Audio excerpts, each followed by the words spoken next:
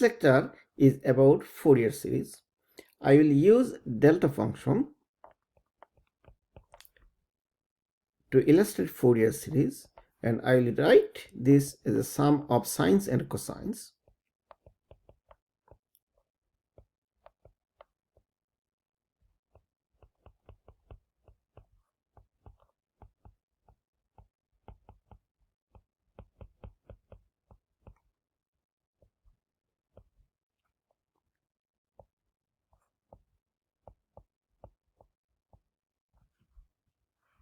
One of the goals you can think of Fourier series is how does a function look like sines and cosines? How much a function correlates with sines and cosines? So take any function, and then if you want to see that how much does it correlate with sines and cosines, then you just express this function in terms of sines and cosines. So you just construct a series, start from n from 0 and go up to infinity, take a coefficient, multiply with sine, take another constant, multiply with cosine. Okay, and then you form the series. So in order to find the coefficients, I will assume that we do not memorize any formula. Rather, we understand that sines and cosines are orthogonal on this interval. Okay, so orthogonal means we can take the function, multiply with itself and integrate in the interval, and we will expect to get a non-zero number. If I take the function, multiply with another function from this set and integrate, we will get a 0. So based on that, what I do is I take the integral from minus L to L, multiply delta x with cos n pi x over L and integrate it. On the right hand side, I also multiply every term with cos n pi x over L. N is fixed. So what I get on the right hand side is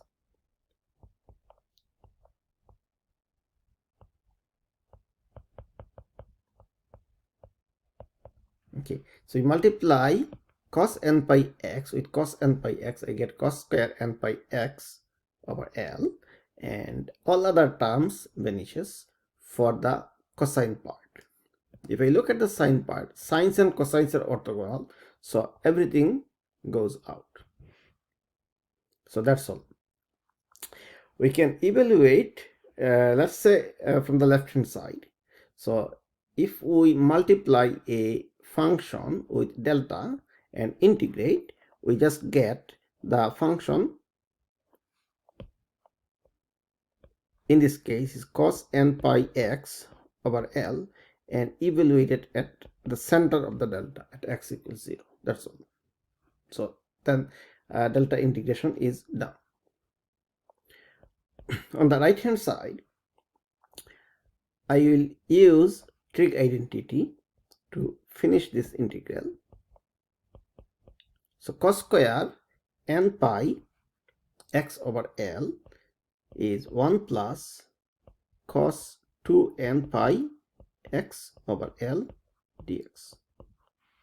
Well, this is a trig identity from high school very much, and day to day we use that, so we know this trig identity.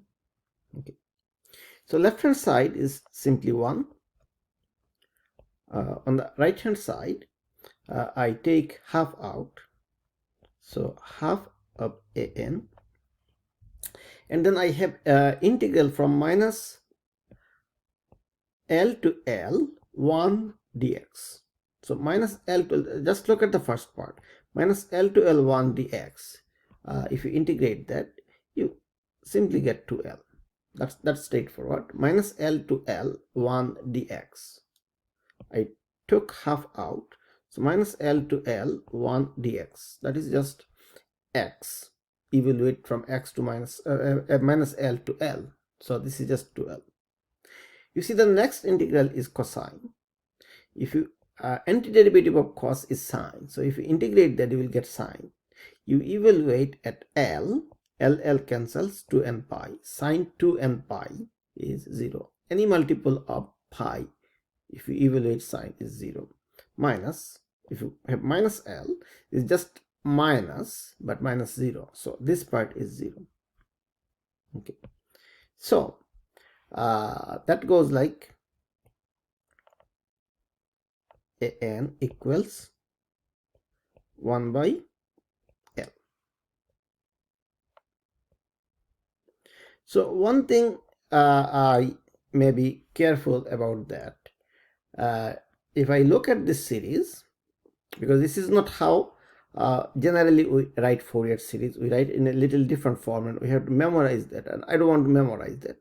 I just want to keep in mind that Fourier series means a function looks like sines and cosines, so I wrote it this way. But now n equals 0 is a special case, is because when n equals 0, I have the first term here, cos 0 is 1, so it is just a 0, and the second term vanishes. So that has to be kind of considered as a special case. So if I repeat this integral as a special case, then that would be minus L to L delta x times cos 0, which is 1, dx, and on the right hand side will be a0 minus L to L, and that is 1 square dx.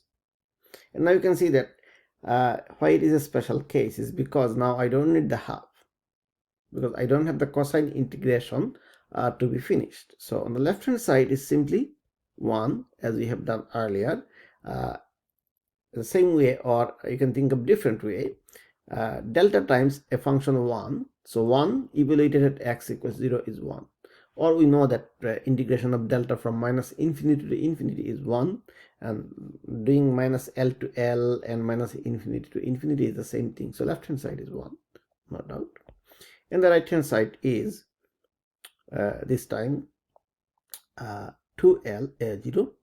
So that gives me a0 is 1 by 2L. So the additional challenge of not memorizing formula is that we have to be careful about n equals 0 as a special case. Otherwise, we'll just consider this Fourier series. Okay. Now, how about b? Yes, the b we can evaluate. So to evaluate b, we can multiply both sides by sine n pi x divided by L. So cos and sines are orthogonal, so the first term will be 0, and then we can evaluate that in the same way. We're not worried about the special case, because that is 0 in this case, and you will be clear soon why even we don't care much about this part. So let's say we multiply left hand side delta x sine n pi x over L dx. Okay, right hand side will be bn minus L to L, then sine square n pi x over L dx. Now left hand side, delta multiplied a function, so the function evaluated at the center of the delta, which is 0. So sine n pi x over L at x equals 0, that is simply 0. And on the right hand side, bn times maybe a giant integration, well, sine square n pi by n pi x over L will be done by using the same trig identity. But we can think of the left hand side is 0, and we have to find bn. Whatever the value of this integral, we know this is a finite value, so we can safely say bn is 0. So we have found all the coefficients. We can now write down the Fourier series. So the first Fourier series, maybe we can just rewrite the series without writing the coefficients, because n equals 0, I said this is a special case.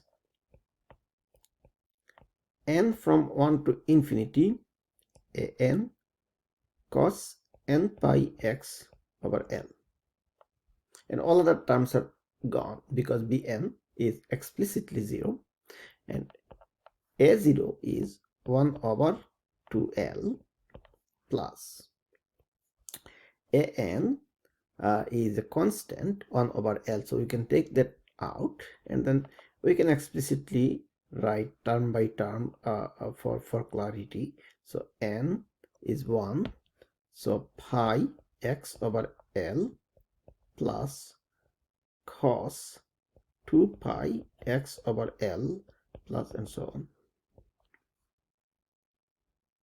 Hopefully you will understand this Fourier series.